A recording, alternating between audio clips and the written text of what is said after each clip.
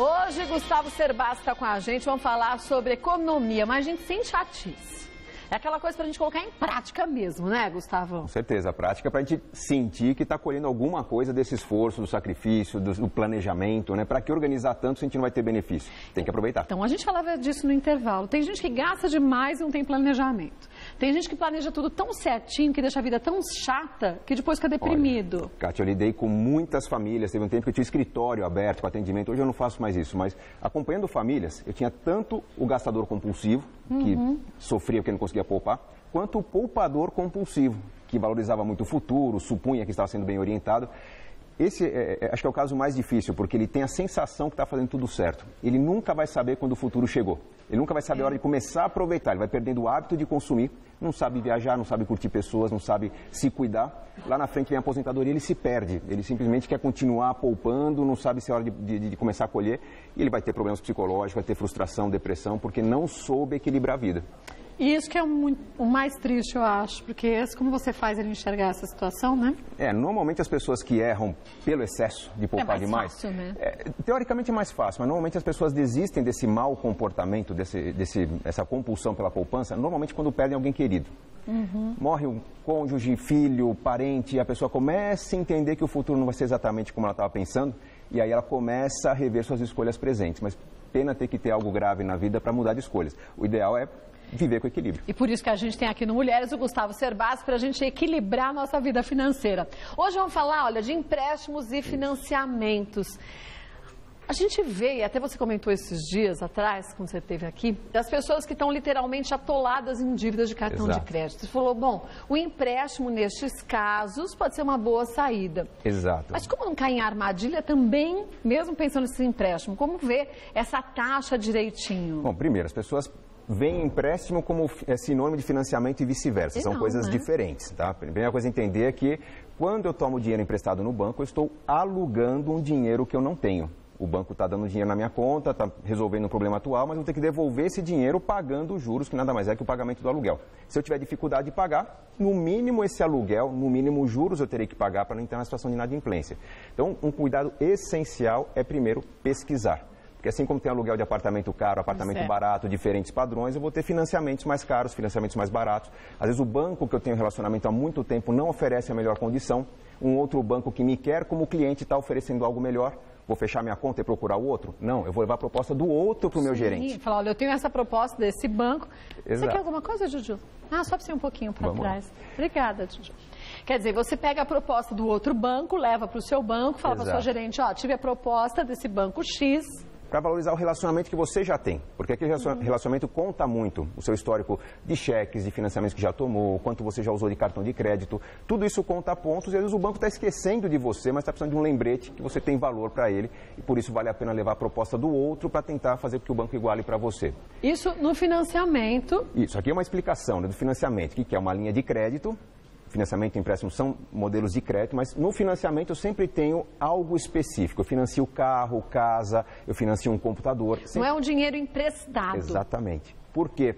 Qual a diferença? Primeiro, quando eu estou tomando financiamento, tem um momento bom na minha vida. Eu estou tomando uma decisão porque eu decidi que é hora de melhorar alguma coisa. Já tem todo um aspecto positivo que facilita a negociação. Segundo, tem um bem em garantia. O banco sabe que se ele tiver facilidade de tomar aquele bem caso eu não venha pagar, ele vai recuperar parte do valor. Então, por isso, o financiamento é mais barato.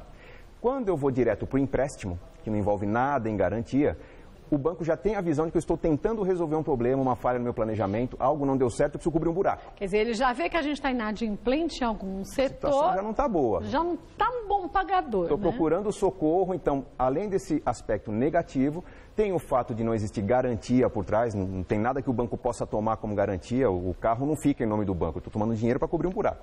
Então, nessa situação, o empréstimo sempre custa mais caro.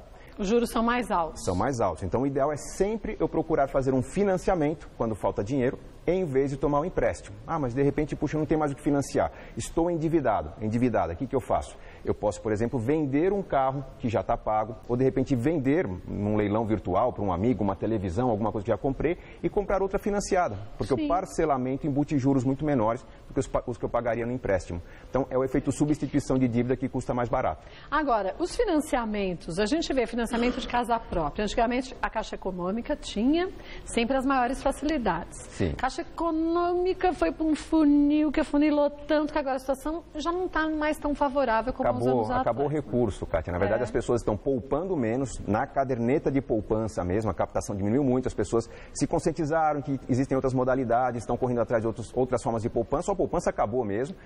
E a Caixa Econômica, o Banco do Brasil, não tem mais todo aquele funding, né? Eles usavam esse dinheiro para fazer. A poupança ela tem a função de captar dinheiro para empréstimo, para financiamento imobiliário. As pessoas poupando menos, não têm dinheiro para financiar a casa. Então, por isso que o governo, essas instituições limitaram o financiamento da casa própria. Os bancos privados estão oferecendo condições hoje mais vantajosas. Não é sinal que o governo está perdendo o controle. É sinal nem que quebrando. Não, de forma alguma. É sinal claro que as pessoas estão aplicando menos na caderneta de poupança e por isso está faltando dinheiro para financiar a moradia. Agora, a gente vê que de um banco para outro, fazer um financiamento, as taxas são muito diferentes. São muito diferentes. E as oportunidades também. Alguns bancos privados, sei disso que eu comprei há pouco tempo, você consegue fazer num X período de tempo, 20 anos, 30 anos, depende de cada um, com juros de, eu fiz a 8% ao ano, que é muito pouco, e ainda com valor decrescente. Então, quer dizer, você tem que procurar muito. Tem que pesquisar. Bom, para as pessoas é muito difícil comparar diferentes condições, porque às vezes o banco cobra uma taxa menor, né, mais baixa, mas embute um seguro maior ou uma taxa de abertura de crédito mais cara. Qual que é o segredo para não errar?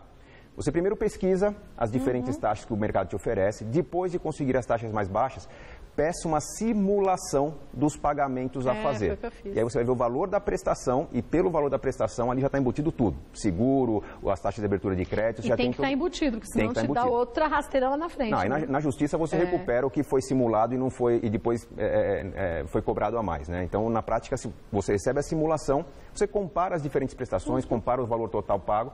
Para carro isso é muito interessante, que em um curto período de tempo, 2, 3 anos, eu vejo o total de pagamentos a fazer. O carro custa 40 mil, nas prestações vai custar 55, 60, eu consigo comparar bem. Então, essa comparação é a melhor maneira de fazer a boa escolha. Deixa eu lhe perguntar uma coisa, os juros, a gente percebe que eles têm subido. Tem subido. Eu comprei o apartamento há um ano atrás, eu paguei essa taxa. Hoje as taxas estão muito diferentes. Essa situação vai piorar, quer dizer, daqui para frente, daqui até o final do ano, os juros vão aumentar ainda mais? É um bom momento para quem está vendendo um imóvel, comprar um outro, mesmo que seja financiado, ou é tempo de se acalmar e esperar até o fim de ano? Olha, a tendência, o governo não sinalizou que irá segurar a alta dos juros, então a tendência é os juros continuarem crescendo. Os bancos estão segurando essa taxa de juros, você falou que comprou a 8%, hoje os bancos estão oferecendo entre 9, 9,5%, alguns 10%. A tendência é aumentar se as pessoas continuarem procurando financiamento, porque hoje a taxa de juros da economia já está bem mais alta do que essa taxa do financiamento imobiliário. Hora de comprar ou não? Agora é uma hora oportuna de comprar uma oportunidade. Se a pessoa está garimpando um imóvel, está querendo comprar casa própria, encontra um imóvel numa região que vai se valorizar, porque vai receber metrô, ponto de ônibus, shopping center, qualquer coisa que puxe a valorização e há necessidade, o momento é interessante para negociar, porque está difícil para a incorporadora, para o construtor, vender esse imóvel. Então, na falta de consumidor, se eu comprar um produto e conseguir um desconto no preço de tabela de 5%, 8%, vale a pena, mesmo pagando juros um pouco mais elevados. O interessante é não estender demais esse prazo de financiamento. Não posso alongar demais, porque se eu exagerar nesse prazo, eu estou pagando juros mais elevados contratados agora. Na prática, as pessoas contratam por um prazo um pouco mais longo, mas se esforçam para quitar num prazo mais curto. Hoje mesmo a gente estava conversando na maquiagem, porque a nossa maquiagem dava um programa à parte. Tudo de assunto sai de lá, que a gente depois vê que a dificuldade que a gente tem aqui também. E o programa se baseia muito até nisso. Por quê? Porque são pessoas como a gente que têm as mesmas dificuldades, como você de casa. E hoje uma das meninas estava me falando que está vendendo um apartamento e chegaram a pensar em morar de aluguel por uns meses para ver se a situação melhora dos preços dos imóveis, mas não sabia bem o que fazer. Nesse sentido, o que é melhor? Olha, numa cidade como São Paulo, que tem imóveis sobrando, né, se vendeu muito nos últimos anos, realmente consegue se alugar imóveis a preço mais baixo hoje. É uma estratégia interessante caso ela consiga um bom comprador, porque como está difícil encontrar o comprador, sim, todo mundo está baixando o preço do imóvel. Aí não vale a pena você vender o seu imóvel muito barato, aquele bom negócio que você conseguiria no rendimento do seu dinheiro aplicado no banco, você está perdendo no desconto que você tem que dar na compra. Se ela conseguir um comprador, nesse momento pagando um preço que vale o imóvel, é bom negócio sim.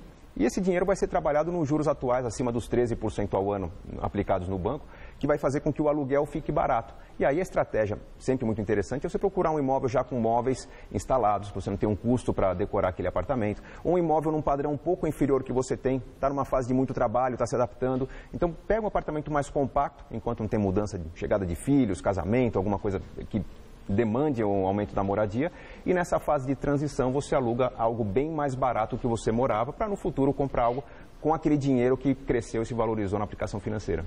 Mas no caso dos aluguéis, o contrato não é de 30 meses? Não necessariamente. Você pode fazer com menos? Os contratos de 30 meses, obviamente, são os contratos padrão e que trabalham com preço de mercado. Os contratos mais curtos, eles tendem a ter uma taxa um pouquinho mais alta. Mas hoje, como tem bastante oferta no mercado, a variação é muito pequena. Então dá para chorar nesse ponto e você faz um contrato de um ano, com opção de renovação para um segundo ano e consegue uma taxa não muito diferente da original. E você acha que é legal, então, alugar por um ano? Eu acho interessante. Nesse atual cenário de juros bastante elevados, quem consegue vender bem um imóvel agora vai conseguir aplicar esse dinheiro em uma condição que não tinha 2, 3 anos atrás, e esse dinheiro vai se multiplicar muito bem. Quer dizer, daqui a um ano, a pessoa vai ter pelos juros todos que ela vai receber aplicando bem esse dinheiro, ela vai ter um dinheiro muito maior para chegar e depois dar. A preocupação seria, mas será que daqui a um ano ou dois eu vou comprar esse imóvel que eu gostaria de comprar agora? Vai, os preços dos imóveis não tendem a aumentar, tá? Isso é fato porque há um excesso de oferta, então se tem muito imóvel vazio, está difícil vender, pelo menos pressão para aumento de preço nós não temos. O que pode acontecer é que não caia, que se estabilize no mesmo preço. Exatamente. O mercado vem perdendo preço na média, tá? Alguns imóveis ainda se valorizando porque é uma região interessante em valorização, mas a tendência é de manutenção ou queda do preço dos imóveis. Então é bom negócio postergar um pouquinho a compra para quem pode. Vamos ver mais um? Olha, então já sabe direitinho, financiamento, presta bastante atenção. Agora, consórcios. Ou financiamento, né? Qual a melhor opção? O que é um consórcio? Consórcio. Primeiro, financiamento, como eu falei, o aluguel do dinheiro que o banco coloca à sua disposição. Sim. Você precisa pagar o imóvel, o banco vai lá e paga para você e você agora vai devolver ao banco com o pagamento de juros. Num prazo muito longo, os financiamentos ficam caros. Mesmo financiamento de automóvel, um automóvel chega a custar 40%, 50% mais num prazo de 3 anos e meio de financiamento. Quanto mais longo o prazo, pior o financiamento, maior a vantagem do consórcio. Então eu volto para você me falar o porquê que o consórcio é tão vantajoso. Obrigada. Olha, voltando aqui com o Gustavo Cerbasi, então o que é um consórcio? Consórcio é um rateio de várias pessoas comprando um mesmo bem, né? Cada uma vai ser contemplada num certo mês. Então o que se faz normalmente, vende-se uma carta de crédito, o valor da compra ou de um carro ou de um imóvel e cobra-se uma taxa sobre esse valor. Então, digamos que uma dívida de 100 mil reais. A taxa normalmente gira entre 20% e 25%. Então, essa dívida, em vez de custar 100 mil, vai custar 120 ou 125 mil e será dividida no número de meses. Costuma ser interessante porque, num prazo de, às vezes, 10 ou 20 anos, uma dívida de 100 mil vai custar pelo menos 250 mil num financiamento imobiliário. Então, o imóvel chega a custar 2 ou 3 vezes a mais do que a compra do original, porque você fica alugando esse dinheiro do banco por um prazo muito longo. Para as pessoas entenderem em casa, é como se eu alugasse um valor alto de dinheiro e todo mês eu pago uma parcelinha. Mas fica um tantão. Mas o que eu estou devendo é aquele tantão. Então, eu estou pagando sobre aquilo. Já no consórcio? No caso do consórcio, é um pagamento fixo. Então, vale a pena? O consórcio tem um problema. Até que você seja contemplada, você continua pagando sem saber se vai ter o bem. Então, você não tem aquele benefício de você olhar para aquilo que você comprou e aquilo te estimular, Você vai à concessionária, você sai com o carro. Você vai à construtora, você tem a posse do imóvel. No caso do consórcio, você não sabe. Já quem pode dar uma boa entrada no financiamento, aí sim deve entrar no consórcio. Porque se você tem uma reserva de 40%, 50% do valor do bem, você começa a pagar o consórcio e vai dando aquilo que a gente chama de lance. Né? O lance é o adiantamento das prestações futuras. Eu dou um valor mais alto ali. Exato. Com um valor alto dado como lance, você supera o lance dos outros, você acaba sendo contemplada mais cedo. Então, com juros elevados, com prazos longos, o consórcio é bem mais vantajoso que o financiamento. Vale a pena as pessoas considerarem isso hoje. Para a gente encerrar, quanto que eu posso usar do meu orçamento mensal, seja para um financiamento, para um consórcio, para pagamento de algo assim mais pesado? Olha, a regra básica, Kátia, nunca mais do que 30%.